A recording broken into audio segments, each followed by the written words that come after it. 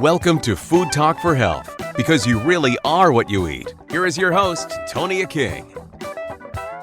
My guest today is cardiovascular surgeon, Dr. John Chuback, really feeling good about actually moving into the fall season. I know your work, it seems, really supports people learning about circulatory health, correct? 100%. That's what my whole life has been committed to. How does the fall make things different for us? Well, I guess in some ways it doesn't, but in some ways it does. I mean, I think the fall is, in many cases, people's favorite time of year.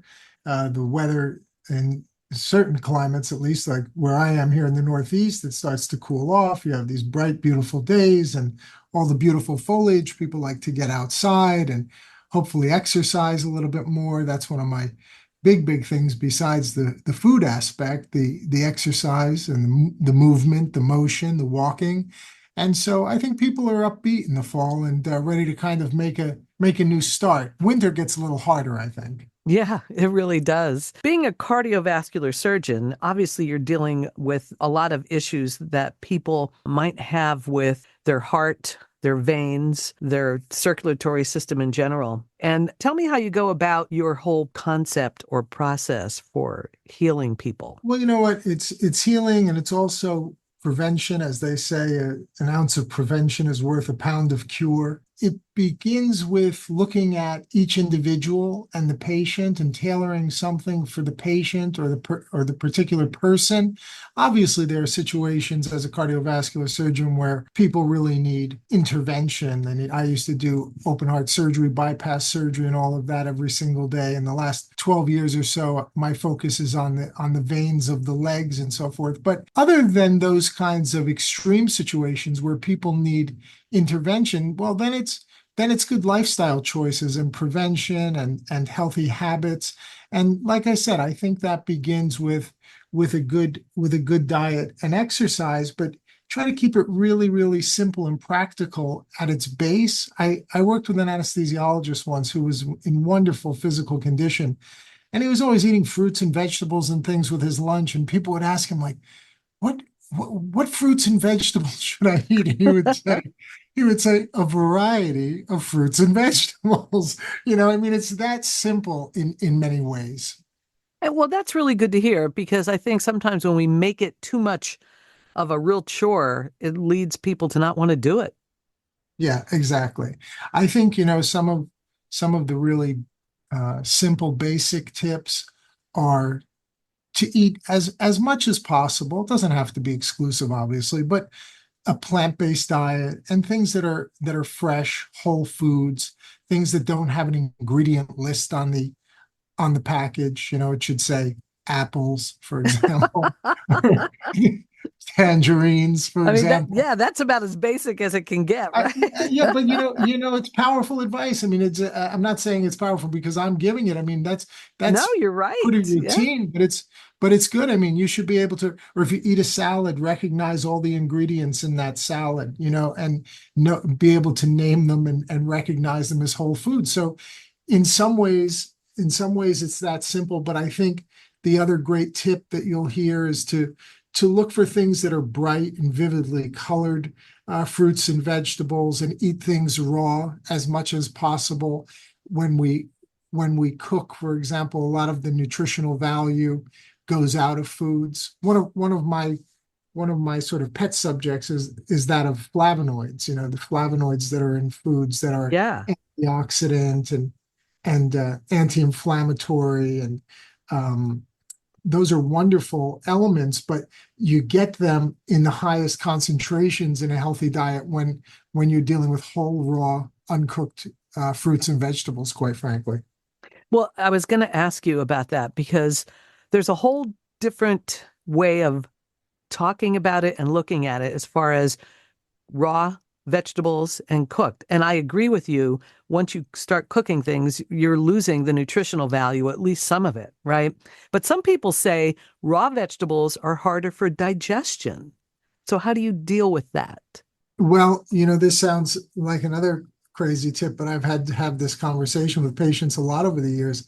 The first part is actually taking your time in eating and chewing well. Digestion begins literally in the mouth, and it begins in the mouth, both mechanically as well as biochemically, where salivary amylase and those enzymes that are in saliva begin to break down food. But I hate to say this, too many people are swallowing food practically whole. So one very simple first step in tolerating raw fruits and vegetables and raw foods is the idea of really making a conscious effort to liquefy the food in the mouth as much as possible. And that really takes a lot of strain off of the stomach and the upper GI tract in terms of digestion. Well, they always say to really chew your food, and that's the key here. It's a big deal, believe it or not. And again, as a thoracic surgeon who dealt with a lot of problems, including the esophagus, because the esophagus, the food pipe, the so-called food pipe, runs right through the chest and connects the mouth to the stomach, the organ, the stomach, the collecting chamber in the belly. I can't tell you how many times I had to remove large chunks of non-chewed food from people's esophagus because it's a very delicate and small muscular tube. But if you get a big piece of bread or meat or fruit material like an apple or a pear, that's very common to get lodged in the esophagus. So it only proves to you that people are eating too fast, not chewing adequately. And as you also know, I mean, a lot of this is not new advice, but it doesn't mean that it's not powerful advice and really valuable. The other thing with chewing is it gives your mind, your brain, literally your brain, time to receive the signals from your gastrointestinal tract that you're satiated, that you've eaten enough, that it's time to stop eating, etc. If you eat so quickly by swallowing large chunks of poorly chewed food, your brain doesn't have time to catch up and tell you, hey, you've had enough now, let's slow down. And that's what leads to excessive caloric intake, or at least one of the things, of course. Boy, it's amazing how sophisticated our bodies are, right? Oh, yeah. It's, we've evolved over many, many millions of years to become this very sophisticated species at the top of the so-called food chain. Excuse the pun, but that being said, we don't, unlike all the other little animals in the world, we don't function purely on instinct and natural behaviors. We have choice and free will, which is wonderful, makes us different. You're not like a goose. You don't have to fly south in the winter. You could just go north or east or west. But at the same time, all the other animals, they have a very, very innate, intrinsic style of eating in terms of what they eat, what's in their diet, what foods they will actually consume, and how they eat that food. They're not going to swallow things whole the way we do unless they're designed to do that. But generally speaking, we should be eating a lot more slowly, chewing a lot better. And as I said, the concept is really, and this is hard for people sometimes, it can be off-putting, I think, and unappetizing. Ideally, you should really try to liquefy the food in your mouth before swallowing. And that's where things like juice, slushies, and things like that come into play. But I prefer eating and chewing whole foods to juicing and smoothies. That's the word I was looking for. Yeah, well, like you said earlier, it's really kind of common sense. And really, I think if people don't make as much of a big deal about it, it might be easier to continue with. I think you have to make things easy for people, otherwise they won't pursue it. One of the things that we have found in medicine, which is kind of against logic, it defies logic a little bit, it's counterintuitive, is that we have obviously an obesity epidemic here in the United States and in many parts of the developed world now, and that's only spreading to all parts of the world as food becomes more abundant and cheaper and more accessible. What we're seeing is that remarkably, in many of the obese patients that we see, they're actually malnourished. And that doesn't seem like it would make much sense. But the reason that's true is they're taking in too high a calorie diet with a very low nutrient diet. So they're what we call overfed and under nutrified. So that's a problem too. And by going back to whole foods and fruits and vegetables and things like that, you can lower the calorie count, increase the fiber content, increase the satiety or sense of fullness, and at the same time, bring into the body lots of vitamins and minerals and nutrients and flavonoids and things like that, polyphenols that have what appear to be very strong health promoting effects. Are you big on supplements? I am big on supplements, and I think it should be done in the right way, not just willy-nilly, but I have a supplement company, and in the supplements that we produce, we make sure that everything is backed by science, that everything has good research behind it, and that everything is in the proper dose. One of my pet peeves about the supplement industry in the United States, which is very poorly regulated, unfortunately, is that lots of times you'll find products that have good ingredients in them, Mm-hmm. but the ingredient, what we call the serving size in supplements, because it's not a medication, we don't call it a dosage, but the serving size in terms of the number of micrograms, milligrams, international units is far, far too low to have any kind of physiological effect or biological effect on the body. And that's why companies like mine, and there are others, of course, there are a lot of really great companies out there making supplements. You want to do your homework, and you want to read those labels, and you want to compare it to what you educate yourself about online to make sure that, for example, as an example, in one of our products, we have a flavonoid mixture called MPFF, micronized purified flavonoid fraction. And it's a combination of 5 flavonoids. Well, there's 40 years of research to show that the proper daily serving to have the effects shown in the literature supporting vascular health and circulatory health is 1,000 milligrams a day. But you find those same ingredients in products all over the internet and in health food stores and pharmacies where you might have 5 or 10 milligrams, where the proper serving size is 1,000 milligrams. Wow. Yeah, so it's really scary in that way. And the reason that they do that is the manufacturers do that is because this way in a capsule, you could fit 10 or 15 or 20 ingredients. So the consumer, the consumer meaning the purchaser, and the consumer meaning the one eating it and taking that capsule, thinks, wow, what a phenomenal supplement. Look, it has 15 ingredients, 20 ingredients. This must be really great for me. And you look up all those ingredients, and sure enough, those ingredients have real merit. The problem is you have 15 ingredients at such low serving size or dosage that none of them is doing anything for you. So you have to be very, very careful about all of that. It's a very interesting subject, actually. Well, it really is. And it's one that really you need to educate yourself on, because if you don't, you're taking a lot of things probably unnecessarily. Well, that's why programs like yours, quite frankly, are so valuable, to bring people on who really have expertise and knowledge and share that with the listening public. But absolutely, people should do their research and study, and because there are a lot of unscrupulous manufacturers out there, and not only unscrupulous necessarily always in a nefarious way where they're meaning to put one over on someone, but lots of times it's just based on ignorance. The people in charge of making these formulations, or companies and corporate folks, they might actually be doing their best. It's just that they're really not knowledgeable in the subject.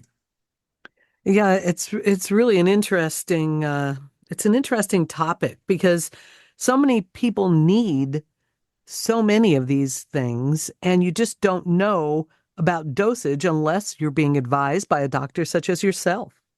Yeah, well, you put your finger on a very important point, and it's important in two ways. Number one, absolutely, I agree with you that anytime a patient or individual wants to add supplements to their diet, they should consult their physician, their healthcare professional, And ideally, even a dietitian or a nutritionist, but you have to even be cautious there because there are so many physicians, because of our kind of standard allopathic MD training, that so many of us were taught that supplements are a waste of time, a waste of money. You're just going to urinate it down the drain and pee your money away, so to speak, Mm-hmm. and all of that. So you really, even there, you have to be very cautious in choosing a healthcare provider, a physician, et cetera, who's really knowledgeable. And sometimes, as I said, the dietitians and the nutritionists are much more knowledgeable in that way. So you want to check with your doctor to make sure that it's safe for you to take these things, let's say with whatever medical problems you might have or other medications you might be taking. But Mm-hmm. in terms of adequate dosage and effectiveness, I think ideally probably a nutritionist or a dietitian is the better person to speak to. I think that's great advice. We're talking with Dr. John Chuback. Now, tell me about your vein center. You said that you switched gears a little bit with your practice. Yeah, I had really trained for many, many years. My father was a physician and he was OBGYN. And in his generation, the big field that was exploding and expanding and was so exciting was open heart surgery, cardiac surgery. So he had encouraged me to follow in his footsteps as a doctor and as a surgeon, but he really said, "Hey, John, you should really look at this field of cardiac surgery. It's really exciting, life-saving. You're doing the open heart and using the heart-lung machine and bypass surgery and saving lives and so forth."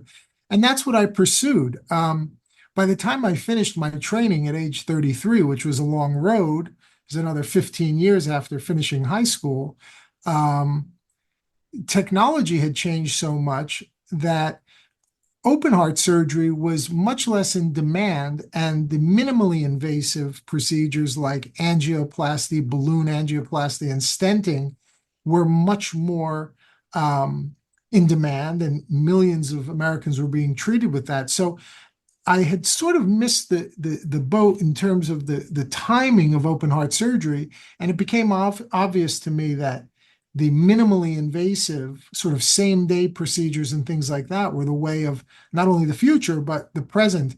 And that's when I became interested in doing the laser treatments and things like that of the veins in the legs, because somewhere between 40 and 50 million Americans are affected by venous disease and lymphatic disease, where they really have significant problems that can lead to blood clots, infection, bleeding, open wounds and ulcers and things like that. So about 12 years ago, I made that transition full time to the veins, and I have a practice here in northern New Jersey, and been specializing in that. And that really is what led to my knowledge about the flavonoids and the micronized purified flavonoid fraction, which we use to support good venous and lymphatic health in these patients who have these other problems. I think it's really, really wonderful that you're even working on that. But it's so important because so many people sometimes don't even realize they have a problem with their veins. Yeah, that's absolutely true. And sometimes it is kind of obvious because, as you said, some patients will present with varicose veins. So they see these big, dilated, what we call ropey, kind of twisted looking veins on the surface of their legs. And they can be very dramatic looking and Right. obviously have a significant cosmetic effect. So patients like that will generally, and frankly, women more than men, because they're more motivated, generally speaking, to take good care of their health, and they may be more motivated from a cosmetic point of view. Mm-hmm. They seek the help of their primary care physician, their gynecologist, et cetera, to advise them, are these veins normal? Can I have something done about these veins? But on the other hand, there's a huge subset of patients with venous disease that don't have any big dilated visible veins. And that's what we call chronic venous insufficiency or chronic venous disease, which is an inflammatory process whereby the little delicate valves inside the veins become diseased and destroyed, and eventually they're actually absent. So rather than blood flowing out of the leg back to the heart in the veins, blood tends to pool in the leg, causing a lot of pressure in the leg, swelling, discoloration, skin changes. We call it venous eczema. The legs get itchy and irritated. They can get dry and scaly, hyperpigmented, very dark in color. And if you don't see veins on the surface, unfortunately, the patient often won't make a connection in their mind. They don't know what's going on. A lot of times they'll see a dermatologist because of the skin changes. And many times the primary care doctor doesn't know what's going on. So again, it's why shows like yours are so important, so that if patients are dealing with those kinds of changes and symptoms like night cramps, heaviness, aching in the legs, etc., those are all signs of chronic venous disease, and they should be seen by a vascular surgeon or a vein specialist to make a diagnosis. And that's just what I was going to ask you. What kind of symptoms would anybody look for to even think that they have that? Yeah, one of the classic symptoms is night cramps. And I can't tell you the number of patients who, they come to the office and they say, well, my doctor put me on magnesium, or they told me to drink tonic water, and they told me that it's just because I'm exercising too much or not exercising enough, or because I stand on my feet too much at work, or I sit too much at work. So night cramps are a very, very common symptom, and they're a classic symptom of chronic venous disease. So that's one thing they should know.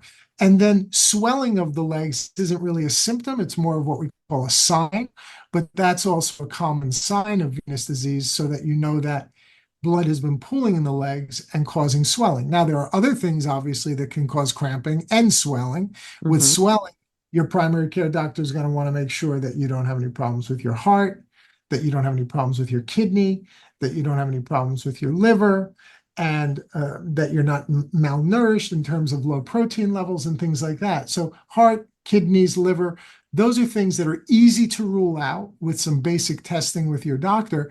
But if you have swollen legs and all of those things have been ruled out, then it's time again to see a vascular specialist, and hopefully somebody really specializing in vein disease and lymphatic disease. Let's talk about your recommendations to develop heart-healthy habits and that really support circulation that I would think would help our veins.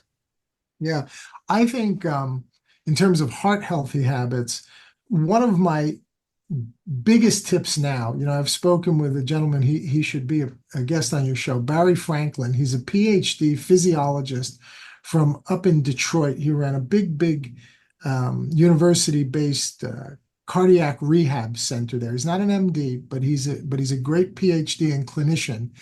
And he has published over the last 40 to 50 years the most amazing work on the heart healthy value of walking, just simple walking. So before talking about food, walking is the best thing any patient can do. Of course, check with your doctor first to make sure that an exercise program is safe for you. But I tell you, walking is just an extraordinary medicine.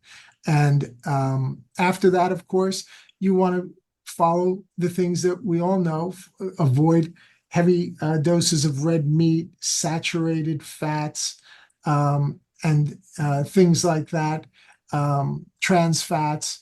You want to see your doctor regularly, make sure that your cholesterol levels, your triglyceride levels, all of your lipid panel is normal.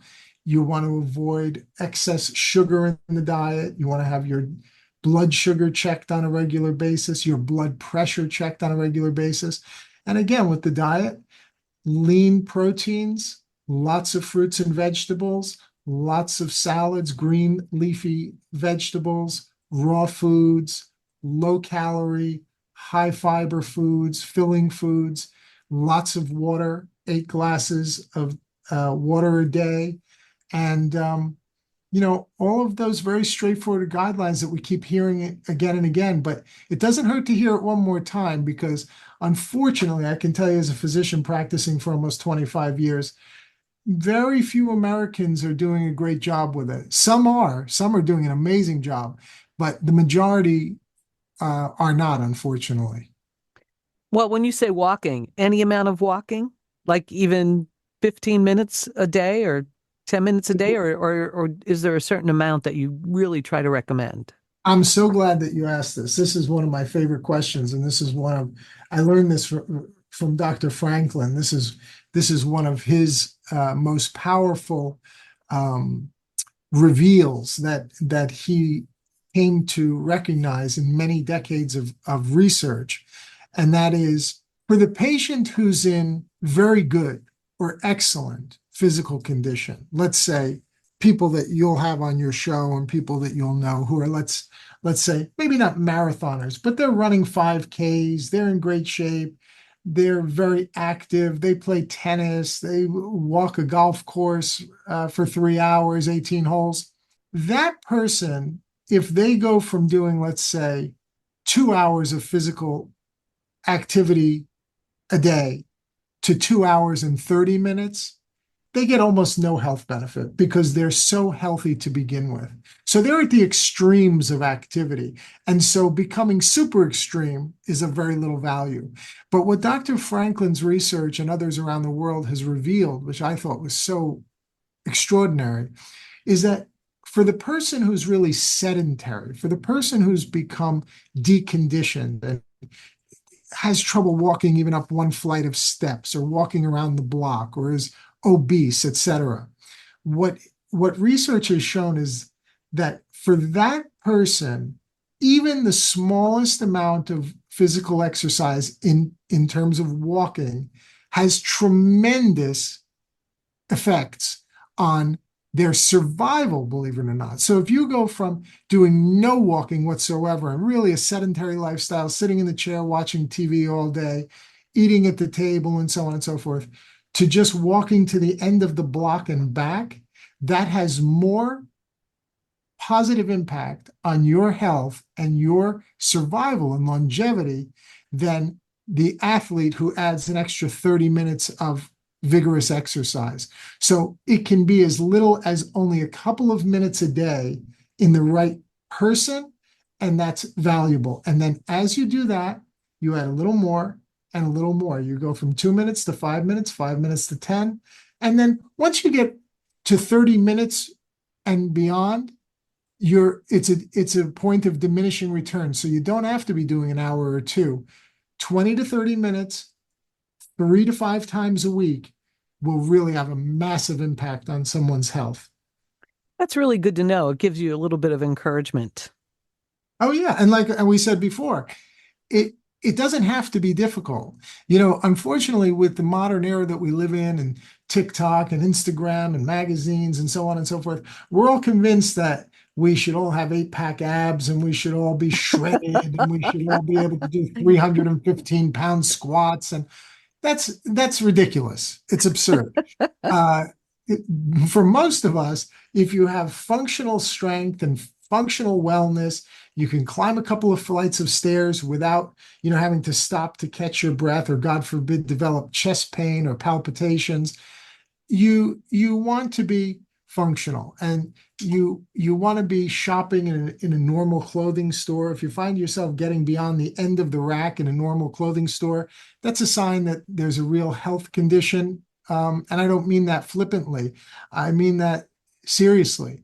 You want to be in a normal range of clothing. You want to be able to walk a couple of flights of steps. You certainly want to be able to walk around the block in your neighborhood a couple of times without having to stop to rest or recover. So it's called functional fitness. And even if we could get there in America as a standard, as a baseline, I think we'd be doing a lot of good for the healthcare system and for the population.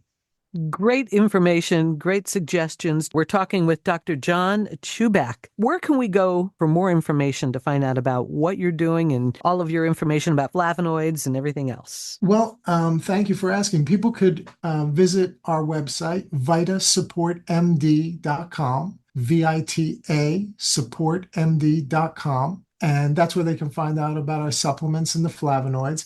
And then they could also visit my website, Chuback Vein Center, VEIN Center. And Chuback is CHUBACK.com, ChubackVeinCenter.com.